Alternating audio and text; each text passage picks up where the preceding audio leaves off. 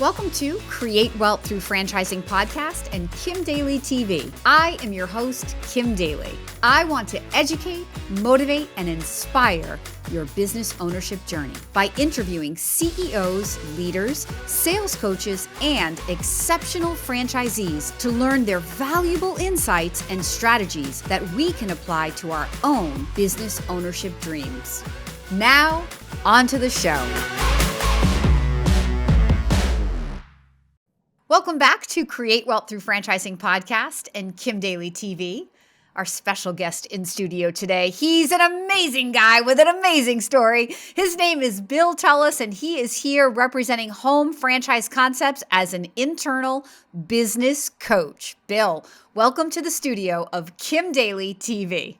Kim, it's an honor to be here. This is going to be so good. Okay, for those of you who follow me, you know that I'm on this mission this year to bring you all kinds of advice on how to not just say yes to your dream to own a franchise, but how to show up for that dream every single day and live the best life you can as a franchisee. So Bill has a very interesting story he's going to share with you about his own transition from corporate America to franchising to now being the coach to the franchisees. So Bill, introduce my followers to your story, your backstory, your why, and how you ended up being the coach to the franchisees. Thanks, Kim. I'd be happy to. So real quick, I spent 30 years in consumer packaged goods sales and marketing. And as happens, life happened, and we found ourselves living on the West Coast, and then we're faced with the real situation of elder care. My parents back here where I currently live on the East Coast.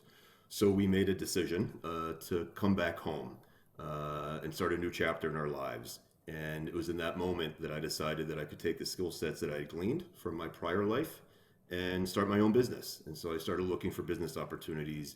And one of my passions was home organization, and I found Home Franchise Concepts, and I found two brands that I was totally stoked about.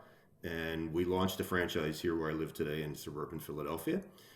Shortly thereafter, about 5 years of doing that, the corporate team asked me to come join them and be a business coach for our franchisees. And I was delighted to say yes to that.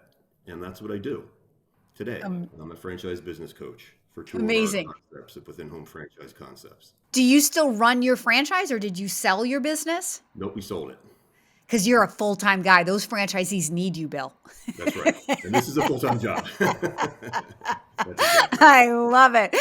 What happens is you're so successful and the franchisor knows we need this guy internally. And then you end up back working for somebody else instead of for yourself. But you can help so many people. I love it. All right. So let's get to the topic at hand. I am so excited to have you here to really talk about how do we say yes every single day to this business ownership journey that sometimes doesn't go as easy as we want or as we hoped or planned. So let's get into the conversation. Like, you're working internally with franchisees, so you see a lot of people and you've heard a lot of stories. In 5 years, I'm quite sure of that. So what do you see people generally, your franchisees generally doing right? Like, they graduate from training and what do they do that's really, really good? Let's start there. If there's one thing that our most successful franchisees do, they follow the model. Oh. It's kind of that simple, right? So one of the reasons why you bought a franchise would be that you're passionate about that concept, that vertical you're going to be working in. So find something that you're passionate about because you're going to spend a lot of time in it. And the reason why you buy a franchise is because there's a model, right? You don't have to recreate the wheel. And so our most successful franchisees are following the model that we've created for them. And I would encourage every potential franchisee out there that's thinking about buying a franchise to take advantage of the model that the franchisor has built for you. Now, there's a lot underneath of that, but when you think about all the things that you do as a franchisee, if you stay true to that model, you'll be most successful. It's good advice. It's easier said than done. Because I think the listeners well, what do you mean? Of course I'm going to follow the model, Bill, right? Because I used to think that too before I sat over here. And I'm like, okay, so you say there's a lot underneath that. like, let's just dive into a little bit of that, because the number one thing that I see that can sometimes go wrong is, fear, which every single new business owner has. I mean, look, every single person has, right? We all have our own anxieties about, can we do this? Did I make the right decision? And when people first say yes, they've overcome this fear. They're so excited. They're full of hope. But behind everything they're doing, they're driven a little bit by the fear of failure. So, what I see sometimes happen is they say yes, but then they go into training. And especially if they have some familiarity with what they're doing, they tend to want to like do it. Yeah, but like it's almost like I tell people, you got to check your ego at the door and kinda humble yourself to learn and be open. Like, that's what I see, but you unpack kind of what you just said. What do you Yeah, mean? and that's it, really. It is make sure that you're staying true to what other franchisees before you have proven to be successful. And a lot of times you do sort of bring your own biases into the equation, and you have to recognize that this has been done before by other folks who are doing it really, really well, and they're your best guide. The first thing that I would tell you to do, write a business plan, right? So the part of the model is writing a business plan. And I would encourage everybody as they think about writing that business plan to start with the end in mind, right? And so imagine, you've signed a multi-year contract with a franchisor. Let's say it's 10 years. Where do you want to be at the end of that? Like, what is your exit strategy? So we encourage our franchisees on day one to actually think about your exit strategy. What does that look like? And now write a business plan that achieves that, right? And so what I often find is a lot of people sort of give that short shrift and they don't actually do a business plan. And that's a yellow flag, right? And so we want to bring them back to home and say, what is your first year plan going to be? And make sure that you're executing against that plan and you're using all the tools and resources that the franchisor is providing you. Check that plan often. Don't be afraid to check your actuals versus your plan. And if you're off plan, then make course corrections. But that's the first thing you have to do, right? So you've got to sort of get down to brass tacks and say, what is my plan going to look like? And write a plan with the end in mind, right? So if my goal is that I want to be exiting this because I've achieved all this wealth and be able to sell this business for what? What's that number? And what does the business need to be at to get to that number and begin executing against that? That's your passion. That's your vision. That's what you want to achieve ultimately in owning a small business. Do you find that most people struggle to really know what they want through this? And that's why we're here. Right? So we ask a lot of questions of our new owners because a lot of people haven't thought about it that way. So just asking that question begins to sort of peel the onion on that. Well, what do you mean exactly by that? Well, what is your goal? Where would you like to be at in 5 years, in 10 years? Because this business is a means to an end for you. And so all of a sudden they think about, yeah, right. So this is why I'm doing this, right? I want to achieve financial independence and wealth. And that's why you buy a franchise because you get more than just the model, you get all the people behind it who have done this before you. And we can bring those resources to bear with you. So that would be the second thing that I would say, right? So first is write the business plan.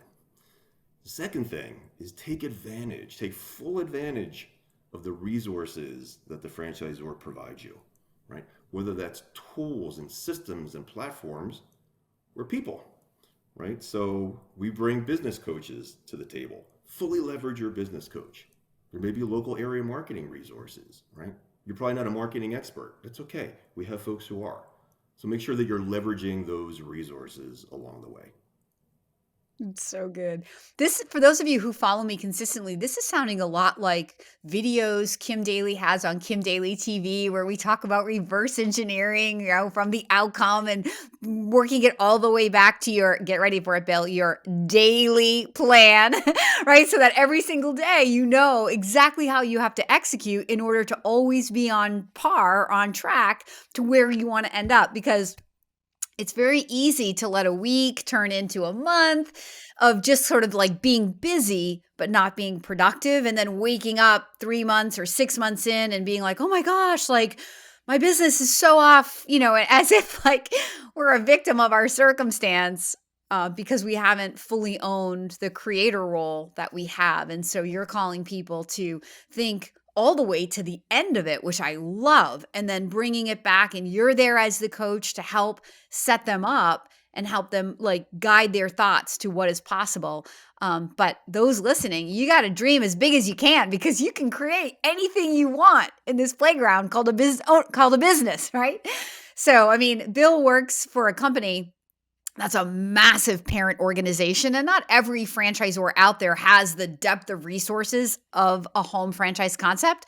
But for those that is important for, Home Franchise Concepts has multiple brands underneath that parent umbrella. So do you specifically coach on the brand that you represented, which is Tailored Closet and Premier Garage? I do. Those are the two concepts that I work on. Okay. And does Home Franchise Concepts have coaches for Budget Blinds and all the other brands that are under there? We Two do. Maids? Cool. We do. Okay. And Awesome. I another didn't reason even know that that. I would, yeah, yeah, when it comes to business coaches, like that leads to the third thing, Kim, which is it's this simple: be coachable, right? So as a franchisee, with all these resources that we're helping you with and bringing to bear, make sure that your mind is open and your ears are open for the coaching that's going to come, right? Again, it's a benefit that the franchisor is providing you. Just have your mind open and be receptive to coaching, right? Feedback is a gift, and your business coach is going to give you feedback and help guide you. Be open to that. Be coachable. The world is set up in your favor if you're open to it, right? And again, I think when Mm, people aren't, we're not picking on anybody listening. If you're not, it's just normally it's fear. It's just sort of like looking in the mirror. That's what I find, fear or mhm. ego, but the ego really kind I think is hidden behind the fear that everybody has, every single business owner has. Look, I've been a business owner for 26 years, right? For 22 years here at Franchoice, and even though I've, made history and broken history again and again and again, I still face moments of fear and anxiety in my business, believe it or not, right? I still hit slumps. Mhm. Things still slow down for Kim Daly, and I have to look in the mirror and go, okay, what am I not doing that I used to do? Because I need to create some activity, right? Like it happens. It's life. It's the joys of being a business owner.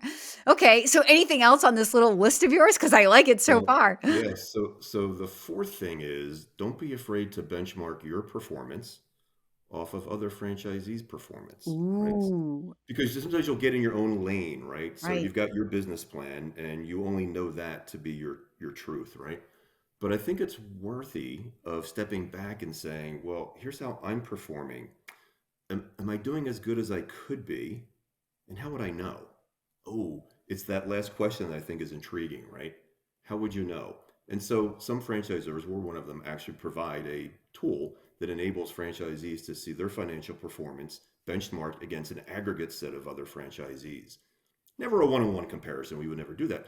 But it's that aha moment where an individual franchisee says, "Oh, so I see this subset of franchisees is actually performing better on whatever that financial measurement is." And then it opens up the door to questions. Well, what are they doing differently that I right. maybe take that best practice and employ it here in my franchise? Because at the end of the day, we want everybody to be profitable, right? And we want people to look for those opportunities where they can improve their financial performance by benchmarking off of other folks in the same network. I think Right. that's really powerful. It's really powerful. The first newsletter that I wrote for 2024 was on finding an accountability group, right? Whether it's at the gym or in your business. And in franchising, we have these natural accountability groups because the other franchisees around you, they understand your business. They understand what, your struggles because they're in it too. And this isn't a gripe group, right? That's the very fine line. This is an accountability group where like if I'm going to show up every week and before my peers and I said I was going to, make 15 appointments this week and set 15 appointments and go on 15 appointments, I don't want to let those people down. So I'm going to hold myself accountable to what I said I was going to do. And that just makes us all a little more honest in our business. I love that. At Franchoice, we are huge on accountability groups.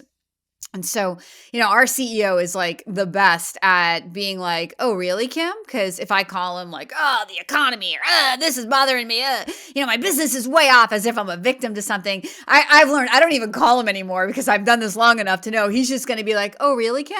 Because I could probably give you 5 other consultants that you could call today who are not experiencing that reality. And you're like, oh, tough love stinks. But you put on your big girl pants and you're like, okay, suck it up, figure out what's wrong. So, do you have accountability groups within your franchise? Do you encourage that, or does that make you a little nervous? Do franchisees tend to get together and then it just becomes that kind of gripe session where it's not productive? Yeah, I think it has to be done well, right? So yes, we do. Sometimes you do have to remind folks that we're looking for, forward movement. If there are issues going on in the business, we'll solve those, but we really want to take it beyond that, right? So where are those opportunities? What we like to say is there's no better partner within franchising than your fellow franchisees, right? So you have to be smart and sort of weed out some of the noise to get to the really good kernels of truth. And so we do pair up franchisees with each other. We do encourage that. I think that is part of, and that was the fifth thing I was going to say, which is leverage the network, right? You're not alone, right? And one thing I say to our new franchisees is to be clear, you're not alone. You're never alone. You have us, you have the franchise business coaches to help you, but you also have your fellow franchisees, and everybody in the network remembers when they were brand new, right? And everybody in the network wants to help people get through that period. And so leverage the network that the organization offers to you. Totally leverage that network. Okay, let's see if Kim Daly can remember. So the first thing is we're going to begin with the end in mind. So we're going to create a business plan, That's right. break that down into our goals. The second thing was, what was the second thing, Bill? Leverage the resources provided. All the tools, make sure and then be coachable was number Tool, 3, right? tool And systems, then, people be coachable. yep, Benchmark your performance. with accountability, benchmark your Right. performance against how other people are doing, and then leverage your network. Leverage What the about the network. importance of attending your conferences? I know you guys have 100%. massive conferences. Like, do people push back on that because they don't understand the true value of what's there for them, or does everybody just know we got to be there? Fortunately, the vast majority of people recognize the value of those conferences. And it's funny, that's also on my list of things. It was at the very bottom. Yeah, that's part of leveraging the network. Go to those conferences, sign up for all the webinars. There's no better opportunity for franchisees to network with each other than at the annual Totally. conference when we bring everybody together. And we survey our franchisees and we ask them, because we bring a lot to the table in those meetings, but they start ranking like what was the best thing. And time again, year after year, the number one reason why people come is because of the networking with their fellow franchisees. It is And so so, fun. and by the way, those tend to be our most successful franchisees, right? So the ones that don't take advantage of those things, it kind of goes back to what I was saying in this whole podcast. You got to leverage those resources. They're opportunities. They're right in front of you. You just have to say yes. Have an Totally. open mind. Totally. Before I was like a top performing consultant, I would go to convention and I would just lean in and listen to the people who were, ahead of me and sometimes I wasn't even smart enough to understand like what they were saying, but I knew by the way they were saying it that it was important and I would write it down. And then I would go home and I would think about what they said and I'd try to and then, something would happen in my business and I'd be like, "Oh, that's what he meant." And I would little by little, it's like I tell people it's one or two golden nuggets at a convention that you take back and you implement into your business. And then it's not about like learning everything at one time, but it's incremental growth, right? That's how anything in life is done successfully, right? Like, how do you eat an elephant? One bite at a time. Very How do simple. you build a business? How do you master a business? One skill at a time, right? In the beginning, you have to focus on everything to kind of get it out of the gate. But then I think if you're smart, you get laser focused on different parts of your business and really learning to become the master at that part. Check it off the list and move on to the next part, right? And or leverage yourself with a team of people who can help you to achieve that. But I love that. So I love this list. Is there anything else on your list?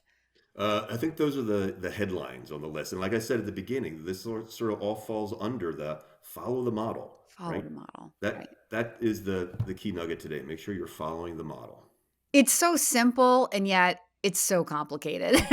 Like most things in life, right? Simple and easy, never the same thing. So before we wrap this up, let's just spend a little bit of time talking about when it goes off the rails. So, I come into the business, I have super high hopes, I got out of the gate. What do you see as like one or two big contributing factors to people not getting the success that they hoped or wanted? Yeah, I think there's always a metric, right? So if you begin to sort of peel the onion on somebody's performance, business performance, you can begin to see where they might be going off the rails. So, for example, one of our KPIs is your sales closing rate, right? So we do a whole module in New Owner Academy on how to sell. It's kind of one of my areas of expertise. And you need to have a certain closing rate. So your business plan is going to be built on a set of assumptions. Any business plan at its core is simply that. It's just a set of assumptions. Are they roughly right, which is what we want, or are they way wrong? Well, we want them to be roughly right. We'll help you get them roughly right. But then it's that inspection we talked about earlier in the podcast, right? So if you assumed in your business plan you're going to have, I'll make it up, a 60% closing rate, and it turns out you're only at 50%, well, that 10-point delta is going to have an impact on your business. So we say, what can we do to help train you up in sales, right? So we'll bring it back to training. We'll do whatever we need to do to help improve your closing rate. So that's an example of, there are like lots of KPIs, but that's why you do the business plan, right? So you can go back, because if it's going off the rails, there's somewhere it's going off the rails. We need to figure out where that is, and we'll help you. And by the way, that's true in business. No Basically, it's matter not just what. franchising. Every business does this, Exactly. right? I joke when a new owner pushes a business plan across the table to me, I say this to them: "There's one thing I know about your business plan, Kim." And Kim goes, "What?" I go, "It's exactly wrong." Because who's that good? Nobody's that good. So we Exactly. know it's going to be, exactly wrong, but that's not the point. We want it roughly right. And if you start going off the rails, we'll figure out where you're going off, and we'll come in and we'll talk about how you can improve to get back on plan. It's really, really good. When I first, made history in my business and we never talked about KPIs until then. So I was capturing all this data and then I had to study that data because believe it or not, making history the second year was harder than the first year, mostly because my ego was involved because now the world knew what I did. And I was like, I don't want to be a one hit wonder. Can I do it again? And so like the second year, there was a lot more pressure on me.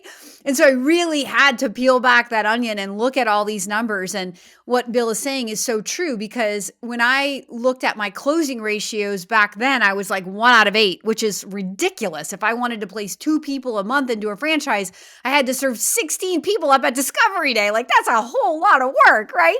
So thank goodness. But that's what I mean. Oh, thank goodness I got better at it. But that's what I mean by mastering the art of what you do, like little by little. So that was not a replicatable scenario that I created the first year, but it's totally replicatable now 13 years later because I went in and I started really studying, first off, my closing ratios, because that's how we work smarter rather than harder, right? So how do I improve what I'm doing so I can find prospects for better people, identify who the real people I should be spending time with are faster, right? Help the people who are going to say no faster. All of these things are good. It's a sales process, right? And so it's just understanding that, which I think takes people especially who've never sold anything in their lifetime to grasp. It doesn't make it right or wrong. It's just a process that you have to learn and grow from. And so when we over here go, when people ask me, well, am I going to be successful? And I throw it back at you and I say, I don't know. Are you? Because I don't know how willing you are to go through these learning curves that every single business owner has to go through. Maybe you're a sales master, but you stink at, like managing teams of people and inspiring your team. Or maybe you've got that down, but you're not organized. And so your operation isn't as efficient as it could be. There's always things to learn, which is what makes business ownership so fun. Is there anything else in terms of like when it starts to go off the rails that you would really point out?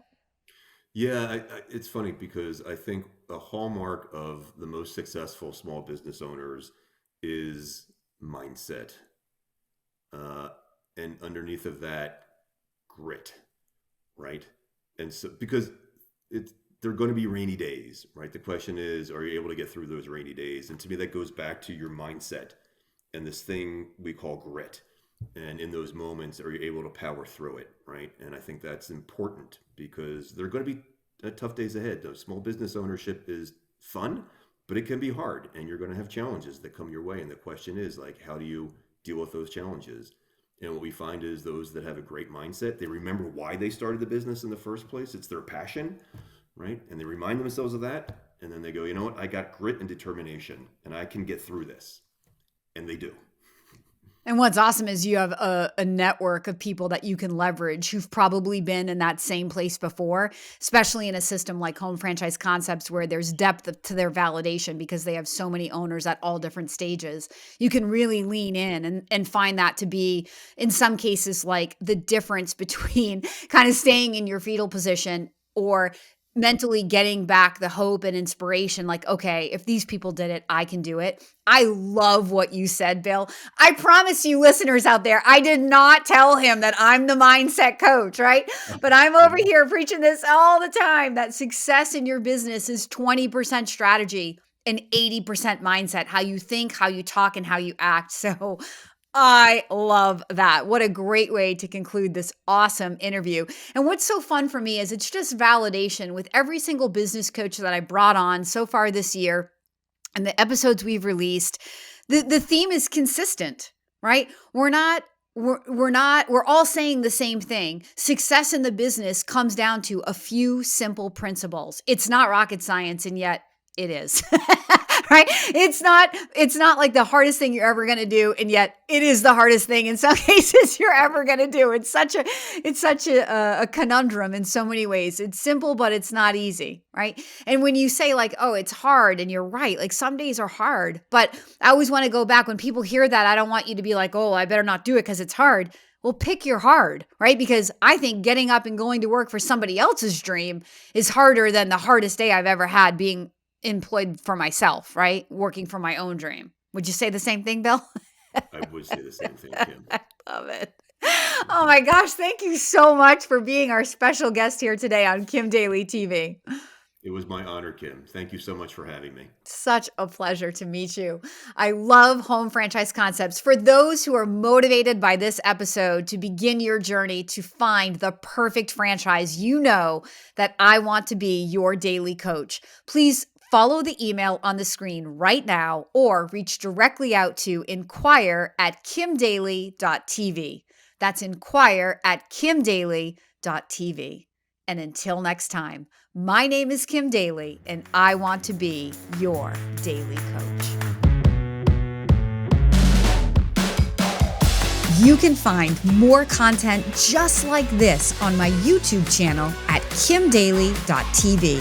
And if you're inspired to take the next step to explore franchises matched to you, please email me right now at inquire@kimdaly.tv. That's inquire@kimdaly.tv.